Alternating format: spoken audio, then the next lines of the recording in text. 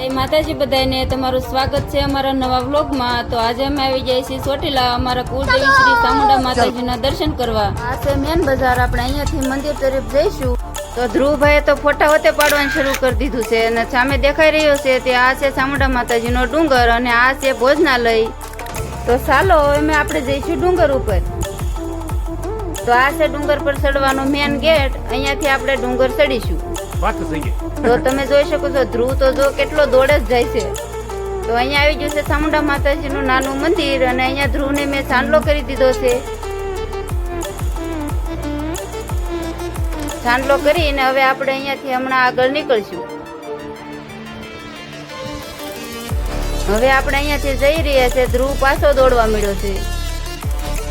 આજે અમે આડા દિવસે જતા એટલે બહુ ભીડ નથી અને પૂનમના દિવસે જઈને ત્યારે તો બહુ જ ભીડ હોય અહીંયા। હવે આપણે પાછા ડુંગર ચડવા મળ્યા છીએ અને હવે હમણાં રસ્તામાં આવી ગયું છે પાણીનું પરબ। અહીંયા પાણી પીવાની પણ સુવિધા છે અને હવે આપણે અહીંયા આગળ પોરો ખાઈ અને પાણી પીને પાછા ફરીને ડુંગર ચડીશું। રસ્તામાં પોરો ખાવો જ પડે, કેમ કે એક હાથે ચડો એટલે શ્વાસ જ એટલો ચડે, ગરમી હોય કે તડકો હોય એટલે શ્વાસ જ એટલો ચડવા મળે। ધ્રુવલભાઈ પણ થાકી જાય અને પોતે પોરો ખાવા બેસી જશે એ હોતે અમારે હારે।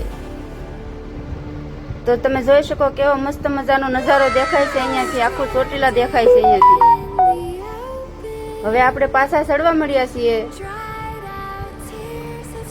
કેવો સુંદર નજારો દેખાય છે અને ધ્રુવ પાછો હવે અમે ઉપર પહોંચી ગયા છીએ। બૂટ ચંપલ અહીંયા કાઢી અને આપણે હાથ પગ ધોઈ અને હવે મંદિર તરફ જવાનું છે।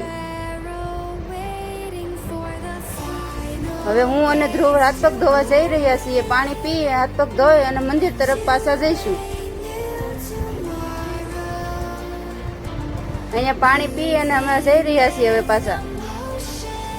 તો હવે થોડુંક અહીંયાથી દૂર રહી ગયું છે ચામુંડા માતાજીનું મંદિર, હવે આપણે થોડા હાલીશું। બસ હવે અમે અહીંયા પહોંચી ગયા, અમે અહીંયા બધા આરામ કરવા બેસી ગયા છીએ। અહીંયાથી અમે આરામ કરી અને હવે અમે અહીંયાથી આગળ પાછા નીકળશું આપણે મેન ચામુંડા માતાજીના મંદિરે।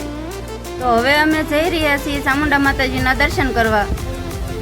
તો હવે આપણે મંદિરની અંદર દર્શન કરવા પહોંચી ગયા। તો અમે મંદિરની અંદર દર્શન કરવા પહોંચી ગયા છીએ અને આજે બહુ ભીડ નથી અને જેન્ટ્સ અને લેડીઝની લાઈનો અલગ હોવાના કારણે અહીંયા આજે અમે નિરાંતેથી દર્શન કરી રહ્યા છીએ અને તમે પણ દર્શન કરી છે ધ્રુવ અને મિલો અને અહીંયા છે ચામુંડા માતાજીનું મૂર્તિ, અહીંયા દર્શન કરી રહ્યા છીએ અમે અને તમે પણ દર્શન કરી શકો છો। તો આપણે અહીંયાથી દર્શન કરી અને હવે પાછા બહાર નીકળી ગયા છીએ। તો અહીંયા છે પતરાનો શેડ મોટો બનાવેલો છે, અહીંયા બહુ ઠંડી ઠંડી હવા આવે અને બહુ પવન આવે છે। અહીંયા બધા ચાંદલા કરે છે, આપણે અહીંયાથી ચાંદલા કરી અને અહીંથી નીચે છે ચામુંડા માતાજીનો સિંહ। તો આ જે સામે દેખાઈ રહ્યો છે એ છે ચામુંડા માતાજીનો સિંહ। તો અહીંયા લોકો સિંહના દર્શન કરવા પણ જાય છે અને ત્યાં ચાંદલા કરી અને પાછા આવે છે ઉપર અને અહીંયા છે બહુ મસ્ત મજાનું બેસવાની અને આરામ કરવાની સુવિધા છે।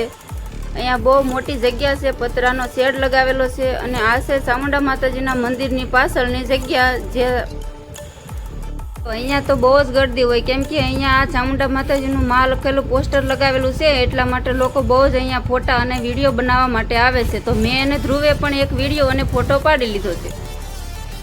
તો હવે અમે અહીંયાથી પાછા હવે નીચે ઉતરીશું।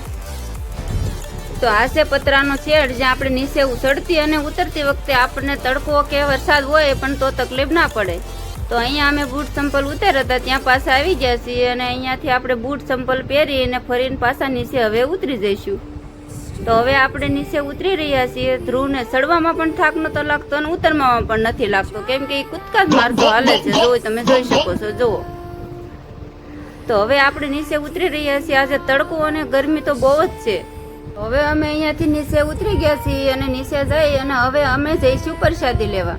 તો હવે અમે અહીંયા પ્રસાદી લેવા આવી ગયા છીએ। અહીંયા પ્રસાદી લેવાની પણ સુવિધા છે અને અહીંયા પ્રસાદી લેવા માટે ટોકન લેવું પડે અને ટોકન લેવાનું એટલે કે આપણી સાથે બાળક હોય એટલે એક જ ટોકન આપણને આપે અને પ્રસાદી તો જેટલી ખાવી એટલી ખાવાની, પણ બગાડ નહીં કરવાનો।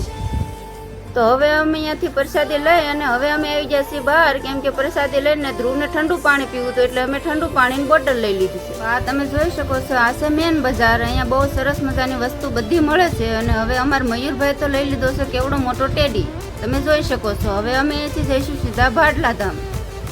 તો હવે અમે પહોંચી ગયા છીએ ભાડલા. તમે જોઈ શકો છો આ છે ભાડલાનું કેલ માતાજીનું મંદિર. અહીંયા મંદિર નવું બની રહ્યું છે.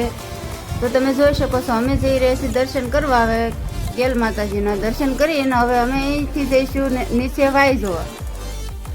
તો હવે અમે આવી ગયા છીએ નીચે વાવ જોવા. તો તમે જોઈ શકો છો વાવ બહુ જ ઊંડી છે અને આમ જો કેટલા બધા પગથિયા ઉતરવા પડે છે અહીંયા. પહેલાંના જૂના સમયમાં જ્યારે પાણી નળ કે ટાંકીની સુવિધા નથી એટલા માટે ગામના લોકોને પાણી પૂરું પાડવા માટે આવી વાવ બનાવતા.